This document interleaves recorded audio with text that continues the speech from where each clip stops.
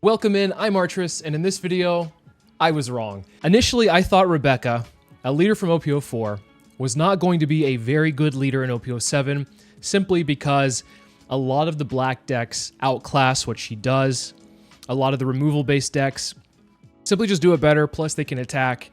And Rebecca does really well against aggro-based decks, and of course, Red Purple Law. Unfortunately, even though aggro is good for Rebecca, Red Purple Law is one of the aggro decks that I think Rebecca has historically struggled against, and so with a meta leaning towards Red Purple Law, I, in my tier list video, put Rebecca at an F tier deck, and I initially really stood by that because obviously I played a lot of Rebecca into OP04, OP05, and always try to cook with Rebecca. It's one of my favorite decks, but I thought it was bad, and I think I was wrong. I'm going to say it right here. I was wrong. I think Rebecca is actually a decent answer to a lot of the decks in the meta currently, despite my initial thoughts here. So, if you're unfamiliar with what Rebecca does, Rebecca is a leader that cannot attack, but it is in black and blue, arguably the best color combinations for any deck. Obviously, Sakazuki was probably the best deck we've seen so far, and it was black and blue. The ability is activate main, once per turn, pay 1 Dawn. If you have 6 or less cards in your hand, look at 2 cards from the top of your deck, reveal up to 1 Dressrosa type card and add it to your hand, then trash the rest. And it's a 5 life leader, despite it being dual colored. So a lot of the dual colored leaders are 4 life, however they can attack. Because Rebecca can't attack, I believe they give an extra life for that. But before we get into the deck list and why I think this deck is actually better than I gave it a credit for initially, if you find anything in this video useful or informative, please make sure to drop a like and a sub. It helps out the channel immensely. Additionally, if you'd like to talk about the One Piece card game outside of the YouTube comments and join a community that is very active, make sure to join the Discord. The link is in the description below. So initially, one of the reasons why I thought that Rebecca was not so great in general is because it had kind of a little bit of an identity crisis as far as what is it supposed to be building, what is it supposed to be doing. Typically, you're going to be building out as much Dressrosa as possible so that your leader ability, being able to draw off of the search 1, is very crucial. You don't want to be milling cards that you might want to be grabbing. Obviously, milling with this deck is good because a lot of the cards have trash-related abilities. But testing with a lot of Moria, I didn't find that Moria did much for the deck, outside of obviously getting a little bit more tempo, but if you're going against black decks like Lucci or Moria himself, those decks have much more better use of Moria, the 8-cost Moria. So testing Moria here, you can do some combos with the Rebecca. If you're including Brook in the deck, that's something to do. And then also Scarlet from EB01 is a good card to combo. However, I just didn't see that that worked too well, and maybe that was just on my end. So what I thought would be better for our top end for Rebecca would be 2 Aramaki blockers, which this blocker is an 8-cost, 8,000 power body. Huge blocker. I think it's probably the biggest blocker in the game, if I'm not mistaken there. It says activate main once per turn, discard 1 card from your hand, and return 1 cost 2 or lower character to the bottom of its owner's deck. Then this character gains plus 3,000 power for this turn. So this blocker is great because 1, Rebecca wants to play as defensive as possible, and having an opponent try to swing past this thing is really difficult. It's Dawn intensive for the opponent. Usually they're just going to swing under it, and then you can just block for free. The other thing here is that the ability to discard a card is really good because you can pitch maybe a dead card in hand and get your ability for the leader a little bit more online, closer to being online at least. And then also bottom decking something in this meta where a lot of things can't be KO'd, like the 4-cost Borsellino blocker, or if there's a 2-cost Rosinante and a tapped 8-cost Kid into green. That's really good to be able to bottom deck some stuff. And it's 2 or lower, so you don't have to worry about getting things down to 1. Getting things to 2 is a little bit easier, especially with this deck. So top end here, we're running 2 Aramaki. I don't think this is a needed piece per se, but it's really going to help you out a lot, especially if you're going second. You can drop this on curve and have a nice blocker to set yourself up for the other top end piece that I'm running here, and that's the 10-cost Kuzan. This says, your turn, all of your opponent's characters get -5 to their cost, and then on play, KO up to one of your opponent's characters with a cost of 0. So if you're going second, you drop the Aramaki on your 8 Dawn turn, and then on your 10 Dawn turn, you can play the Kuzan, pop a 5 cost, and then with the Aramaki ability, you can then bottom deck a 7 cost. So that's really great tempo there, being able to do those 2 things back to back. Obviously, these pieces are not Dressrosa, so you're not able to search for them. So typically, you're going to try to mulligan for these pieces or try to see them in there, and that's why I'm running 3 of the 10 cost Kuzan, because there's a lot of times where you're just going to mill the 10 cost Kuzan, and having 3 of them guarantees for the most part that you're going to at least see 1 in your hand during the game, and I think that's pretty important. Of course, Rebecca being blue feels like you should be running the 4-cost Charlotte Pudding. This will be able to snipe hands like against Bonnie, Black Yellow Luffy, and Enel. This on play, your opponent returns all of the cards in their hand to the deck, and then they shuffle their deck, and then they draw 5 cards after that. So typically your opponent might be like 8, 9, 10 cards. You play this down, they shuffle it all, and then they have a fresh 5. That is huge, being able to snipe a hand. Rebecca's whole game plan here is to try to starve as much as possible, like early to mid game, so that your opponent's not really getting resources, and you can attack into characters mostly, or like KO stuff, so that they are just dropping cards, not getting anything from life. You get them down to a low hand size. If they try to stack up their hand or draw into a bunch of stuff, then that's where the pudding comes into play. We're only running 2 here because I don't think it's really a necessary piece to the deck, but it's a nice tech for some of the decks that you'll go against. Now, a huge core piece of this deck is the 4-cost Orlumbus. This is an activate main once per turn. Reduce the cost of up to one of your opponent's characters by -4 during this turn, and trash the top 2 cards of your deck. Then KO up to 1 Dressrosa type character. So this card will be able to be paired with usually your Rebecca Searcher, being able to KO the Rebecca Searcher, -4 to something, and then play something else out like a Kairos or like a KO effect or a bottom deck effect as well. -4 is a really great number. You're able to hit quite a lot of stuff or get things down into a decent amount of range, and especially if you pair it with Kuzan, you can get anything down to 1 or 0 for that most part. So Orlumbus, definitely a piece that you're going to need to search for. It's great to add it on curve. Your opponent has to answer it, or else this thing can run away with games. We're running 4 Gyats. This is a Dressrosa type character that's a 2k counter. This is great for if you're going against like Zoro or any kind of like aggro decks where you need to attack into bodies and maybe you don't have an immediate answer in hand to KO it. This will allow up to one of your Dressrosa type characters to attack characters in active mode during this turn. So you can attack a character in active mode if they're deciding to not swing into it. So that's really great there, but mostly it's going to be used for a 2k. We're running 3 Kairos, which this essentially acts as your leader. I've said this in the past, but because you can't swing, Kairos is basically your leader. It's a 3-cost, 5,000 power body, and if this character would be KO'd, you can instead rest your leader or a Corridor Coliseum. So if somebody tries to get this off the field, for the most part, other than bottom decking effects, it's going to stick. Then we're running 4 of the Blocker Sabo, one of the most important cards in black. This is a 5-cost, 6,000 power body. On play, your characters cannot be KO'd by card effects until the start of your next turn. Then draw 2 and trash 2. This helps fill up your trash. This helps cycle out your hand, and then keeps your, like maybe an Orlumbus or any other important pieces that are on the field from being KO'd by any of the black decks. Obviously, one of the reasons why Red Purple Law is really good against this deck is because it could just bottom deck and bypass a lot of the non-KO effects. But any other deck that you're going to go against that do have KO effects, like yellow or maybe black, like I said, Sabo is great to play against. Next, we're running 4 of the Bartos from the Dressrosa OP04 set. This is a 2k counter, also a blocker, so the versatility here is very important, nice to have. Not much more to say about that. It's probably one of the most versatile 2k counters in the game. Really love it here. We're running 3 Luffy. This is a 7-cost, 7,000 power body. This character can attack active characters, and it's an activate main once per turn. You may return 7 cards from your trash to the bottom of your deck in any order. Set this character to active. Then during your next refresh phase, this character cannot be set to active.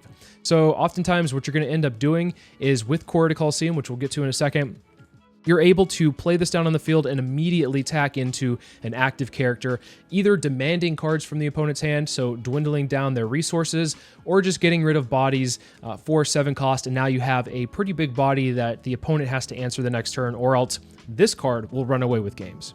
Then we're running 3 of the 1-cost Rebecca Searcher. This is not nearly as important. That's why I'm running 3 instead of 4, because your leader has an innate ability to search for cards.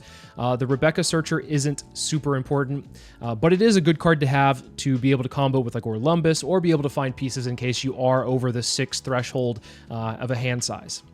This says, on play, look at the top 3 cards of your deck, reveal up to 1 Dressrosa type character other than Rebecca, and add it to your hand, then trash the remaining cards. So one of the problems here, though, is you can't find Rebecca blocker with this. You can find anything else, though. And the other good thing about this one, though, as opposed to the leader ability, is it does search the top 3 instead of the top 2. So there's 3 of them in here instead of 4, just because of those couple of reasons there. Then I'm running 4 of the one-legged soldier. This came out in OP05. It's an activate main. You may send this character to the trash, give up to one of your opponent's characters cost -3, and it's a 2k counter. So another very versatile Dressrosa type card. These are all searchable, by the way, so it's very nice because your leader ability can find these. I think one-legged soldier is probably very underrated as far as a 2k counter, and the minusing ability is amazing. You can couple it with a couple of different cards in this deck.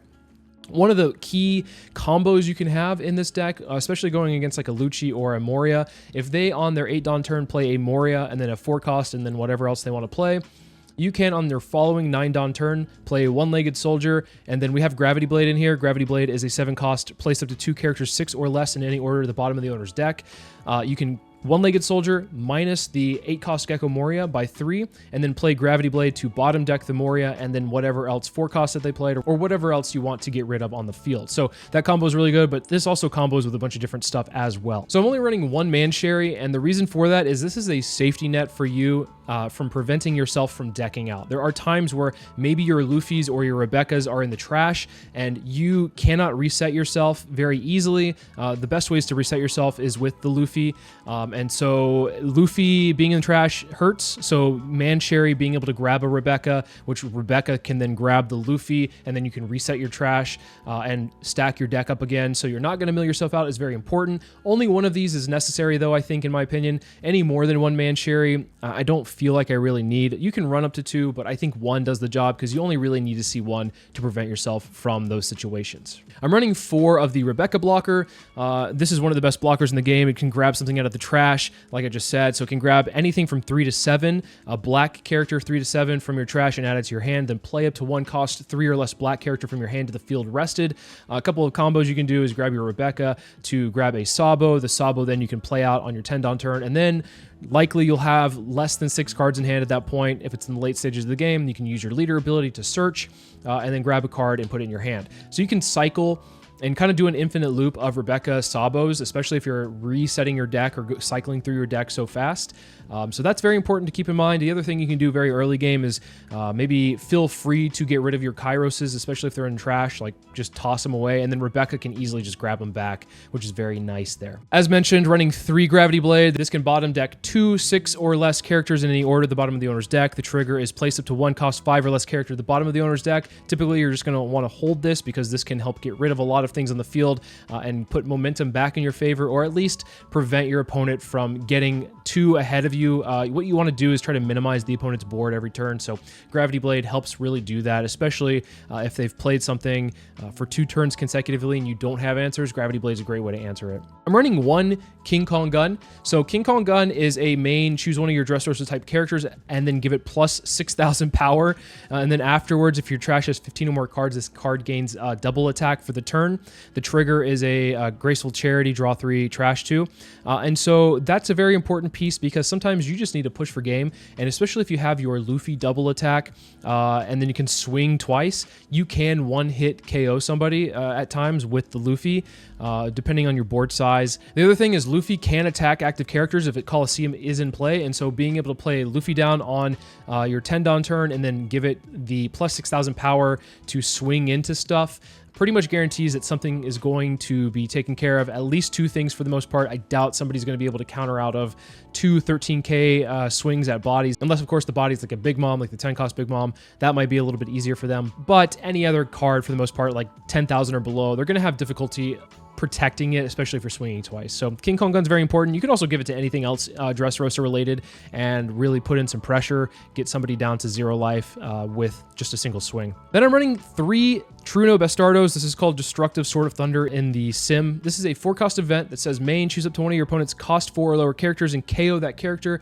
If your trash has at least 15 cards, choose a 6-cost or lower character instead. So towards the middle to later stages of the game, you're going to hit that 15-card threshold, and having an Orlumbus on the field can then, with this card, get rid of anything that's on the field, which is really nice. And then the trigger is you may rest your leader, KO up to one of your opponent's cost 5 or lower characters. The trigger comes in handy from time to time, but this is also a very nice single target removal piece, especially for bigger bodies. And then finally, I'm running 2 Corridor Coliseums, which I've talked about so much, but if you're familiar with Rebecca, you know what this does. If your leader has the Dressrosa type, your characters that have the Dressrosa type can attack characters on the turn they are played. So if characters have been swung into you from your opponent, you can play a character down like a Kairos or a Sabo or whatever it may be, and you can instantly just swing into the characters that are rested. Usually this will cause your opponent to either counter out or just lose the body, and most of the times opponents will not try to have the body be lost by attacking, so they'll counter out, have a low hand size, and then you can kind of establish more dominance from there by being able to attack at later stages of the game, and then they know that they can't counter out of some of that stuff. So Corda Coliseum is great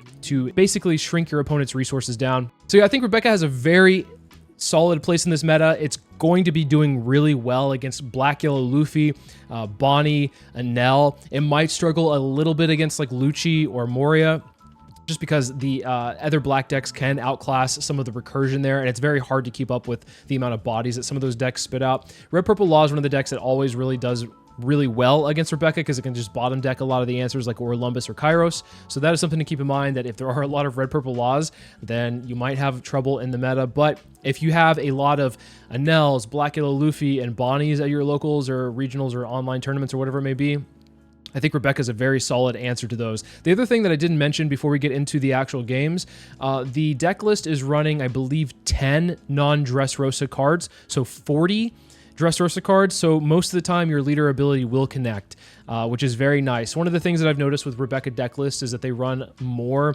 non-Dressrosa cards, anywhere from like 15 to upwards of like almost 20, and I feel like that is a little too inconsistent. You're going to be using your leader ability and not getting anything off of it, so that is a little bit rough, but I think with this, we've evened out the consistency as far as the leader ability search goes. So overall, I'm very happy with how this deck list has turned out so far, but let's take it into the sim and see how it does. Okay, against Yamato, they're going to bring the pain against us for sure. Let's keep this hand though, because we do have a Luffy. We have a Searcher for Rebecca. We can bottom deck some of the stuff that they throw out there from some of their lower cost cards.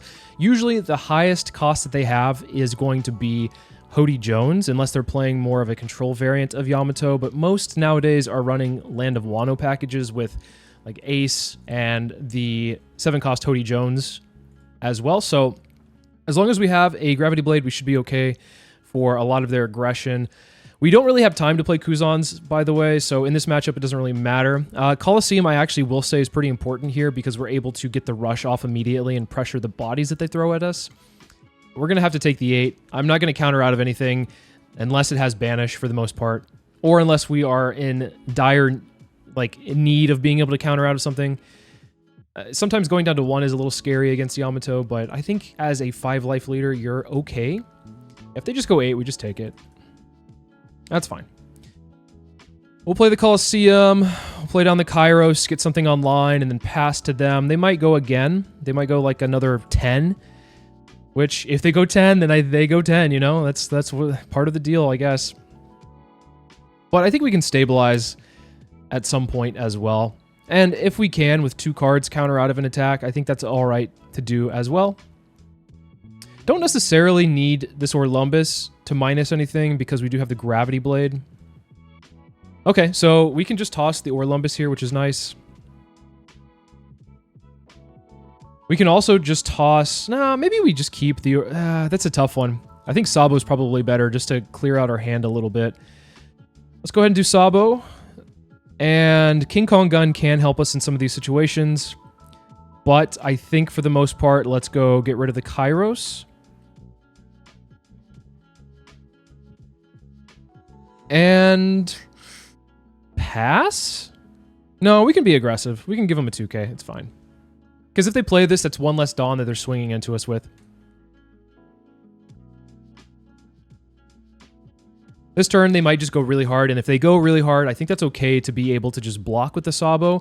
Our hand has a decent amount of 2Ks, which is really nice to see. We can also just Gravity Blade if they decide to play a bigger body here. Yeah, Kiku Nojo is going to be the bigger body that we don't want to have on the field because we don't want them to heal any more than they've already healed.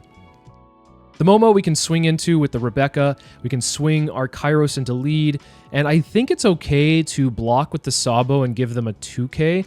They might. There's a world where they might go like Momonosuke and go 8 into 6. And if they do that, then we just let it go. It's kind of the same thing as blocking with this anyway, and then they decide to swing 8. So I think that's fine. It's going to go away no matter what next turn, so I'm not too worried. And this is a matchup where oh, they're going to go 6. Okay, that's fine. They might not know what this what Kairos does here. And sometimes people don't because they're not used to playing against Rebecca. So yeah, that's unfortunate, but sometimes it is what it is, you know. I would have countered out just for the record if they decided to swing face. Maybe I should have countered out regardless. Yeah. So this next turn, we can just Gravity Blade, but let's go ahead. Actually, we'll Gravity Blade first. We'll go 2 into the Momo. I'm worried about the Sabo, not gonna lie, because there could be an Onami in life. That's something that they have. So yeah, that's a problem. Luckily, we don't run into it. We don't have enough to do our leader search. This next turn, they could Hody, and if they Hody, they might want to swing into the Sabo, so let's not give them a reason. Or something like a body on board if we swing with the Sabo, so let's just pass here. Because we don't want more bodies to come out of life. They do run a fair amount of triggers in the Land of Wano version, especially if they're running Kiku Nojo. They might be running like Nekomamushi. They could be running a whole slew of things as well. So we'll take our chances with just one hit at a time until we don't need to anymore. So yeah, Onami, we'll just block with the Sabo. It's a good reason to keep the Sabo standing here. I don't think they have anything unless it's like a Hody Jones, but then they would just be swinging 5k banish. So if they decide to go like ham, then I think we're fine here. Yeah, it is an awkward situation because like they're just, to me, when I see Yamatos do this, it's just like wasting a turn overall because they're spending all their Dawn just for it to get blocked here. Got a card out of hand and like, then what? Do we establish an Aramaki? I don't think so. Let's just swing 5 first, test the water, see what they have. And then if they take this, which I don't think they would. I don't think they would want to go down to 2. But if they take it, we'll see what body comes out, and then we'll play our Luffy in response. So they don't. We're just going to play the Luffy, swing in, get rid of this Onami. And I don't really think there's a reason for me to restand it because I do want to use this to get a double attack into life instead of a body.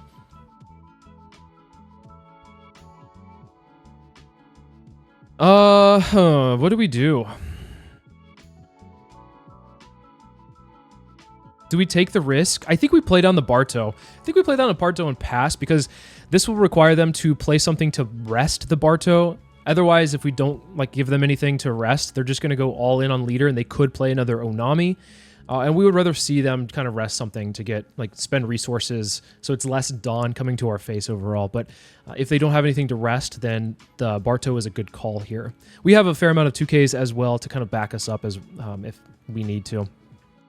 Aramaki would have been really nice overall, but I think we're okay without it. If they go 9 here, we'll easily block, like super easily block.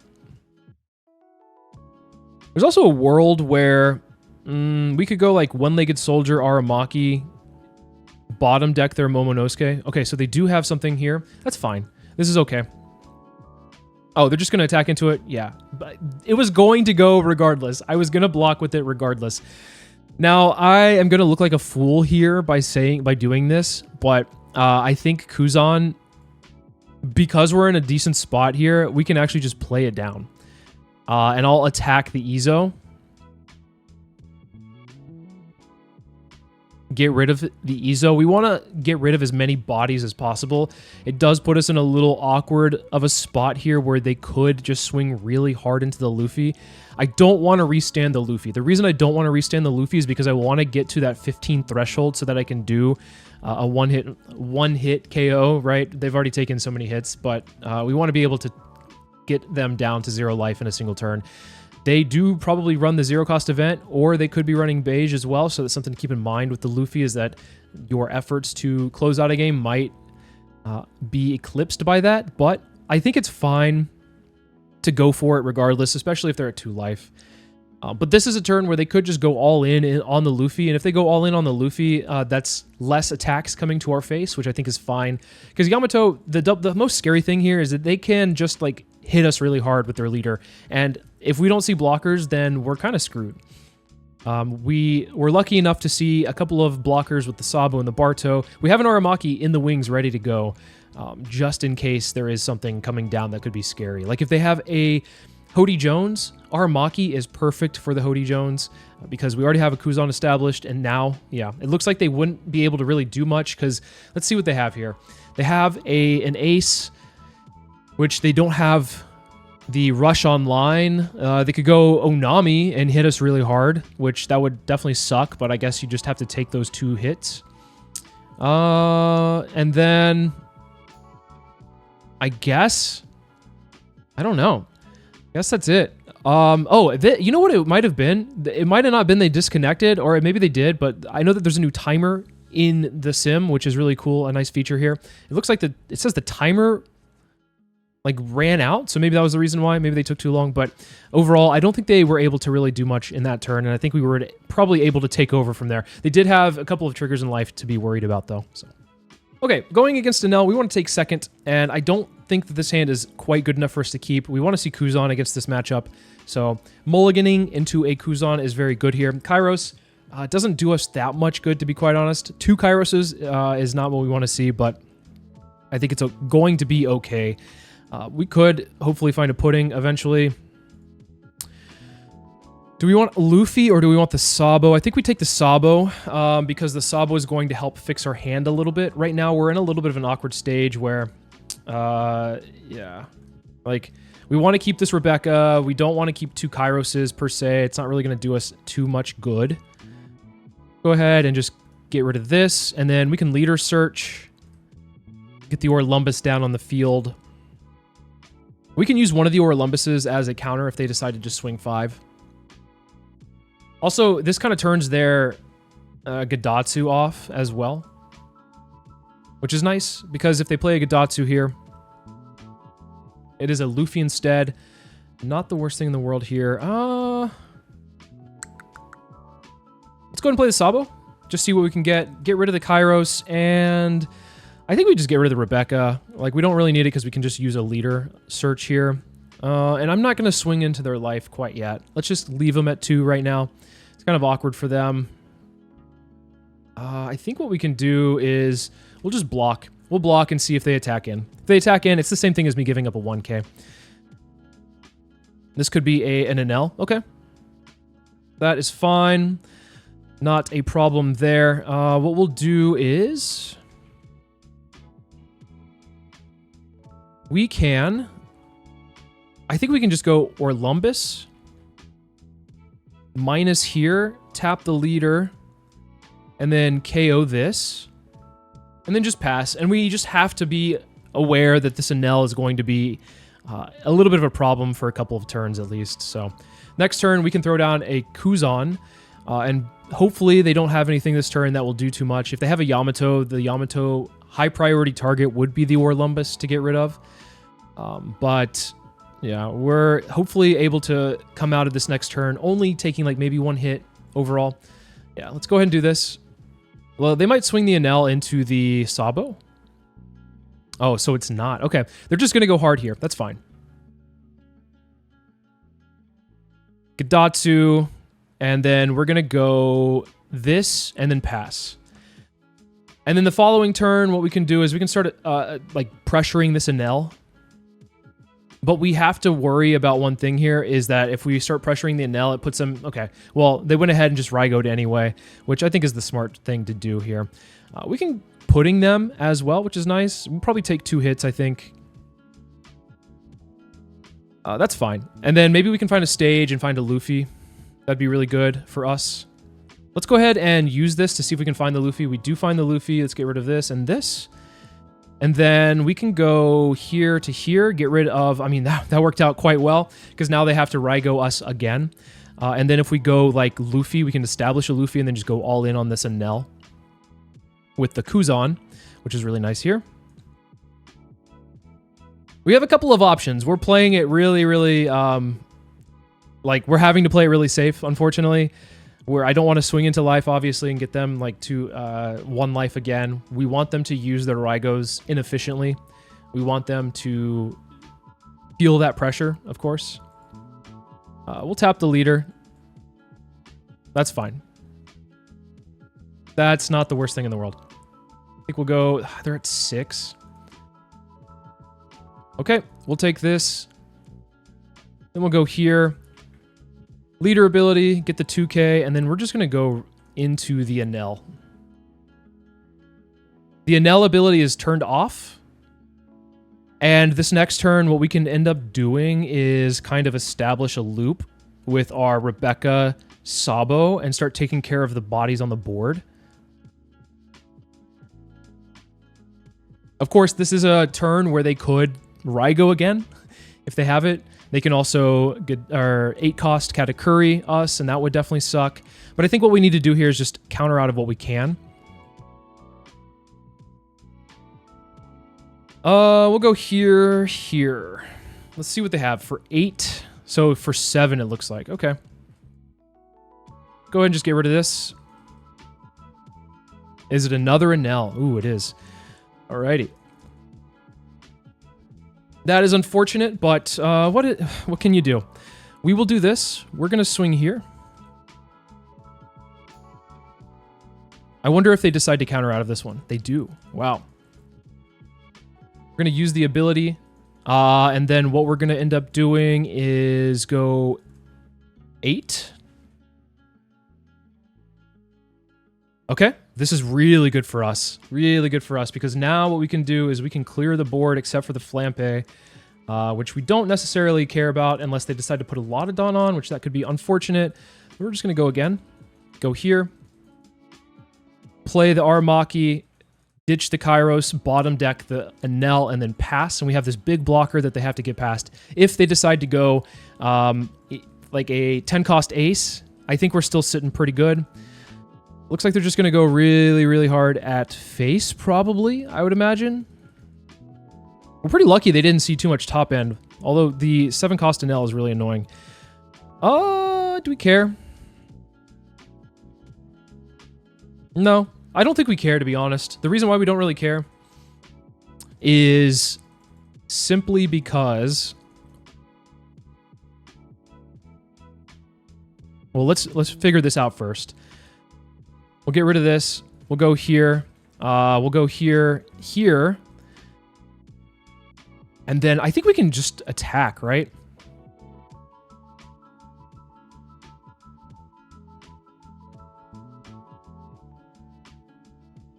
Go 11 again, or go 11. And then just pass. The reason we don't really care, I lost my train of thought because I was trying to figure out what the right thing to do there is, but establishing the Rebecca was probably the best thing. Probably not the best use of our turn overall with this 1-cost Rebecca, but yeah. Their next play would have been 5 into lead and then 10. We would have just countered out of 1 and then blocked with the Rebecca, and then we would have been able to probably take the game from there with just the correct math. So letting go of the Luffy, I think, was what I was talking about. Letting go of the Luffy there, I think, was fine because, well, it was frozen and we weren't really going to be able to use it the next turn unless we, of course, paid to unfreeze it, and I think that's okay. We could probably go for game with it, but at the end of the day, we pressured them hard enough and we were able to remove the board. We got lucky.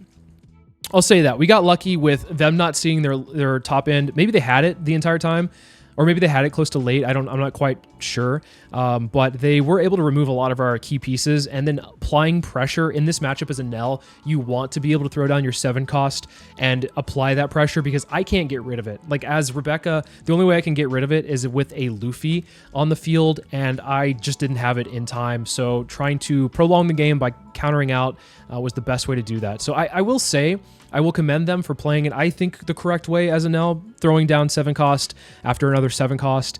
That's really hard for me to deal with, but we were lucky enough to get the Kuzan established after the other one was taken off the field. Okay, against Dragon, this will be a matchup where they're going to try to just hit us as hard and as fast as possible with as many rush units. So I think setting up an Orlumbus is pretty good for us because I don't think they have too many things that can answer it, thankfully. We'll grab a Rebecca and then use the Rebecca to search out something else. I think Kairos is a pretty good thing to grab. We'll let the Nami go for a turn because we could just set up an Orlumbus, and then from there with the Orlumbus be able to establish a body that can minus something, then get the Kairos out onto the field and start doing work from there. This turn would probably be play a Zoro, put one under here, swing. Okay, so they just go 8. 8 at lead, I guess. That's fine. We're not going to counter out of this one. We'll just take it. Like, that's fine with us. Take this first hit, and then we'll establish an Orlumbus, and then pass the turn. We do have Gravity Blade, which is pretty nice, because eventually they're going to start going and playing their 8 cost, which is going to be a real pain for us to have to deal with. Gives them so much value. The good thing here is their hand size is really low already, so they're just dumping their hand. Pretty nice for us. We'll take this one. And I think we're going to actually just use this on the Brook because they probably were going to use the ability to attach something to the Brook, and we don't have to counter out now. So that's really good for us. And then this next turn, what we'll end up doing is we'll just get rid of the Luffy.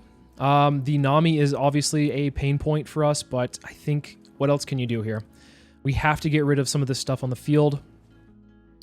Let's go ahead and put down a blocker and then pass the turn. That way we can at least feel a little bit more safe with whatever they're throwing down here. On 7, they can do a bunch of different stuff. But, yeah, gosh. 3 Namis. That... What can you... What is this? This is insane. All right, well, maybe they just go really hard at face. Is this starter deck Luffy? Yeah, starter deck Luffy, which means that we're not going to be able to block the next hit that comes through. So let's just go ahead and use our Barto here to block this one, because then they're going to throw this one down and then use all of the abilities and stuff on it. Yeah, we take it.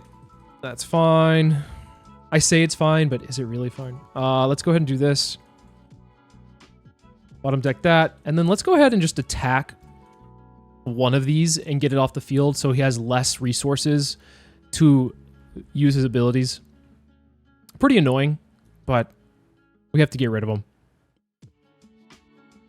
So what else can we do in the following turns? Well, we can find maybe another Truno Bastardo. We can maybe establish a Sabo to dig deeper into the deck. We can also Rebecca and play out a Kairos with the Rebecca. Okay, so we're not going to be using the pudding, so let's go ahead and just counter out here. Get down to that threshold where we can use our leader ability. Yeah, they're just hitting us with as much aggression as possible, which is to be expected.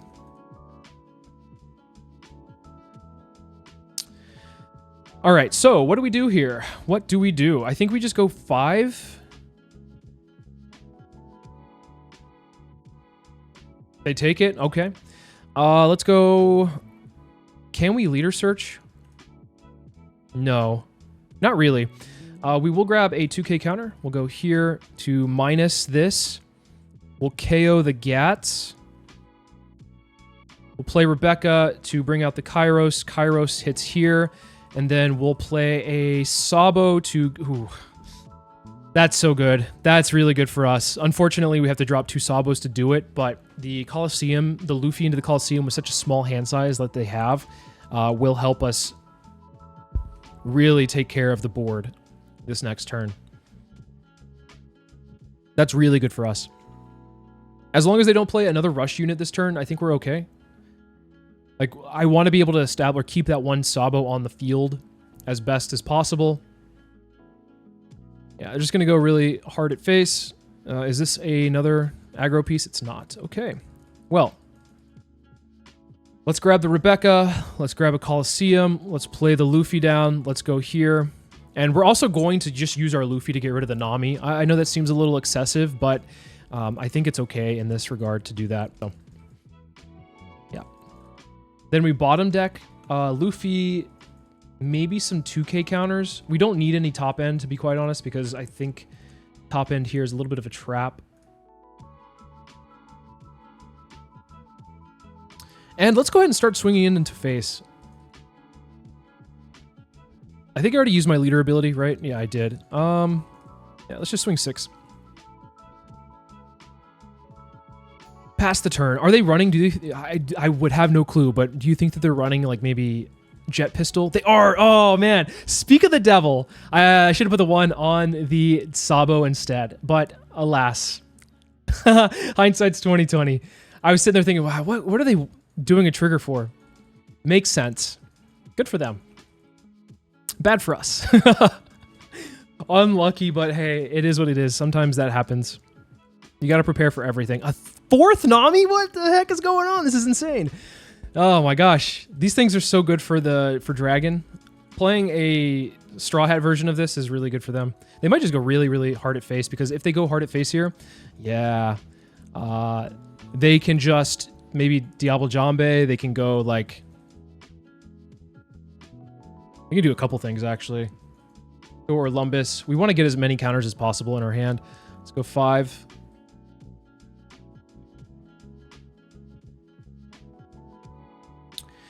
Yeah, if they get us down to 0, they can just play a Rush Luffy and then just stack all on, which is a problem. 5. We're going to swing with our Orlumbus. 5. And then what we're going to end up doing is we're going to restand this. We're not going to use it for, to swing. We're not going to swing with it. What we're just going to do is keep it here standing upright. We're going to grab a Sabo, not play anything, and then go here. And I think it's fine to get rid of this and this, so we have decent counter in hand, and we can just pass the turn. So then this next following turn, what we can end up doing is if we get a King Kong gun, awesome. If we don't, unlucky. Let's go here. We'll just block this one. They might put some stuff on to Curly to Dawn. I think we're okay taking like 1 hit. Yeah, I think we're okay taking 1 hit here. The reason why I think we're okay taking 1 hit here is because we have an extra body to swing with on the crackback with the Sabo. I want to make sure the Sabo is alive. They could have put stuff on Curly to Dawn and swung in and maybe got some cards out of hand, but I would have been able to counter out of this regardless. So yeah, swinging 5 here, so just block it. Easy block. Okay, so let's... This is a greedy play, but I'm going to do it anyway. Oh, it paid off, baby. Let's go. We're going to learn our lesson. We'll go double attack. And then we can go all in after this as well. Yeah. I should have done this to begin with the 1 on the Sabo. I don't know what I was thinking. Having flashbacks to OP01 where Pistol comes out of life so frequently. I don't even see Pistol played that much anymore. But, I mean, this deck isn't bad if you're able to... it doesn't really matter what we're putting back. But if you're able to play, like, a package like this, seems pretty good. So, overall, yeah, we have to be aware that they're going to just rush us down with, like, Zoros and Dragons and Luffys and try to establish something on the field like a Luffy ourselves and then get that puzzle piece going. It's the same way that it's always been against Red. Okay, so we're going to go against Vivi in a staring match here. Let's keep this hand. We're going to try to establish a body first. That is the goal here. Ha! Oh, wow. Well, at least we fill up our trash. You know what? Pudding would have been great, though. Against this deck, Pudding would have been great. Let's go Kairos. No targets, leader ability, and we'll grab a Rebecca blocker and then pass. They can bottom deck our stuff here, so that is something to keep in mind, that is a problem. And they do run Shanks, so our best bet is to get to 15 as soon as possible in our trash so that we're able to like establish something here. So let's go here. Let's see what we can get. We'll go here. Coliseum is pretty decent. Coliseum is pseudo rush.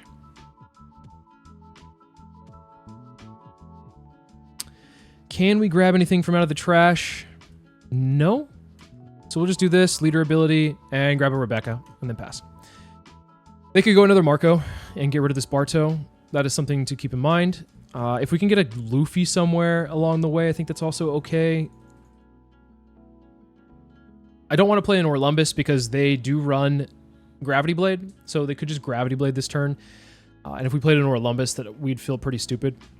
We want to hold on to our Orlumbus for their Shanks turn. Red Rock, the Kairos. Wow. That is most interesting.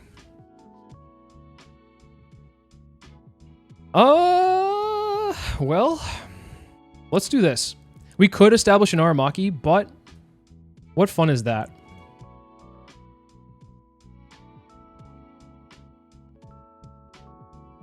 Okay. We're just getting stuff out of hand. Ooh, nice. We can go Orlumbus and then pass the turn. They're going to be on 9, so I guess this could be... Borsalino would be a good play for them to have here.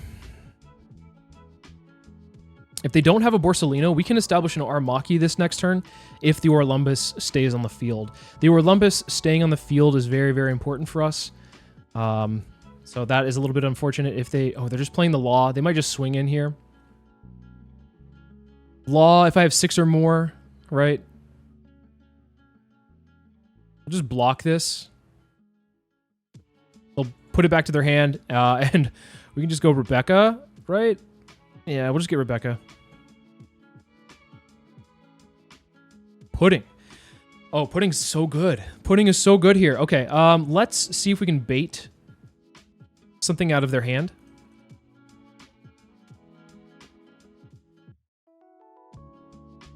Okay, they counter out. We're going to go Aramaki, and then we're going to go -4. We're going to KO or Kairos. We're going to Aramaki ability to bottom deck an Orlumbus to then bottom deck their dude. We're going to use this ability here. King Kong Gun is nice. I think we're going to use it. We're going to take it. And then we're okay. We're sitting in a good spot here. Yeah, Shanks was to be expected. We'll go here, KO, boom. We'll grab the Sabo, and now we have Luffy as well. Really, really good stuff here. And we can use a leader ability, grab a 2K, swing 5. We're not going to swing with this Orlumbus, though. We want to keep the Orlumbus standing upright. Pass the turn. Ooh, what can we do next? Now that they got rid of the Aramaki, they took an entire turn to do that. What is the best thing for them to do next?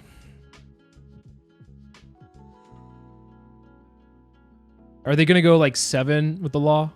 If they go 7 with the Law, that could be something they could do. They give Law Rush, so they go 7. They could go 8 with it. If they go 7, then that just puts us...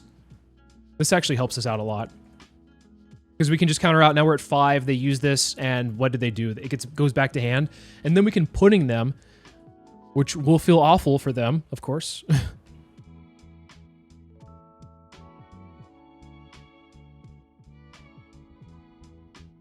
We're at 8 cards left in the deck. We'll go here, grab this. We're going to play the Man-Sherry because we want to make sure that we're not going to die. Let's put the Aramaki back, and let's grab a 2K. And we're going to go 5 here.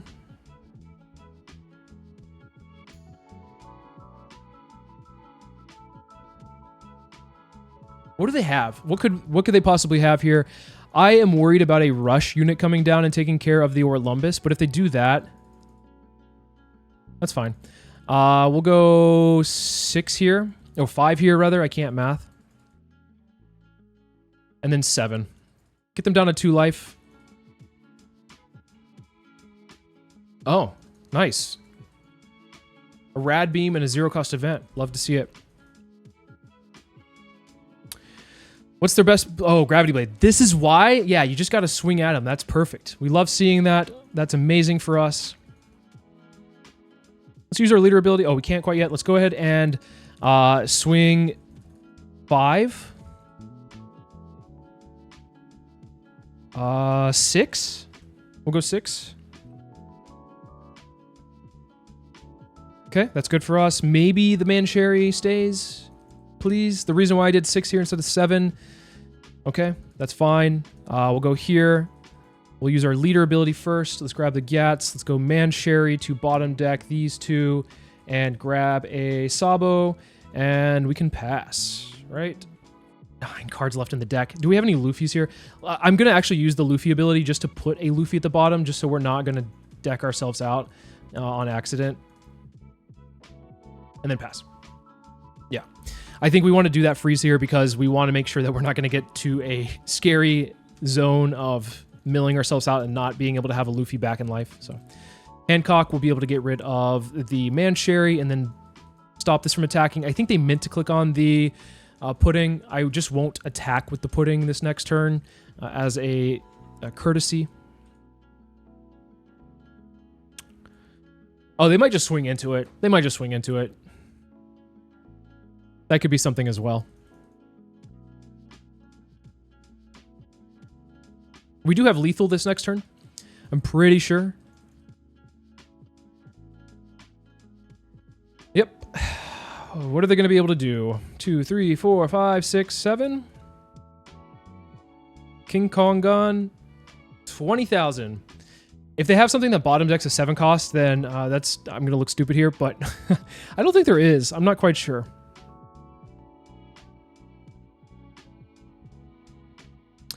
Yeah, they take it. Well, they got a trigger. What is the... Okay, they didn't get a good trigger. It doesn't matter what we put back at this point because we're going for lethal, and we go 20,000 again, and we got it. Perfect. We played around the appropriate things here. Vivi is a very good answer into us, to be quite honest, because they have things that bottom deck, as you saw, our Kairoses. They're able to answer our top end, being Kuzan and Aramaki. They can just shanks it. They also have Red Rock. They have Gravity Blade. They just have a bunch of tools here to be able to answer the board. And especially when I'm not attacking them and applying pressure with my leader, yeah, Vivi's actually a pretty good answer to Rebecca. So in hindsight, I think there's a couple adjustments I probably would make to the deck. I think overall, I might want to remove 1 pudding and just go down to a single pudding and increase my Gravity Blades to 4. I think Gravity Blade is an MVP of this deck, to be quite honest. There's a lot that you can take care of with a single one-legged soldier and Gravity Blade. And also, thematically, it does fit within Dressrosa because, spoiler alert, this does happen in the Dressrosa arc. So I think that it makes sense for running 4 of here. I think overall, this deck is very solid. It will struggle against a few decks in the meta. Like I said at the beginning of the video, Red Purple Law has always been historically a problem for Rebecca, simply because they can just get rid of the stuff that you're playing on the field very easily. But if you're able to establish maybe an Aramaki, or if they don't see enough of their bottom deckers, you can pull away with the game. I think what's crucial in that matchup is stage. Having stage and being able to put a rush Luffy out to answer their board is very, very much a much needed play here. Against Lucci and Moria, they will probably be able to out-tempo you with their Morias. However, the thing is, with Lucci, it's very inconsistent, so there's chances that you can actually take games off of Lucci's because of that. Moria is a little bit of a different story because they just consistently see bodies, but if you're running 4 Gravity Blades, you can just bottom deck them, and they're not able to pull them out of their trash, which is very nice. So there are slim chances to be able to win against black decks, but I think that black decks will probably give you a little bit of trouble here. 2 matchups that we didn't get to see in the sim that I think are very good for us, and you'll probably see a lot of at a high level play, are black yellow Luffy decks and Bonnie decks. I think Rebecca can handle both of those extremely well. So once again, if you're expecting to play a lot of those decks, then I think that Rebecca is a good choice for you overall. So there you have it. I'm wrong. I think Rebecca is actually a pretty solid deck. It's not F tier, at least. I think it is in a competitive tier, if anything, at that. So I'll probably take it to a local or 2 just to test it out and see how it does, and report back to you guys. Let me know what you guys think about the deck list, and if you are excited to play Rebecca, because I know that Rebecca is a very fun deck overall, and I think that a lot of people forgot about her. And as always, thank you so much for watching the video. I'll see you guys in the next one.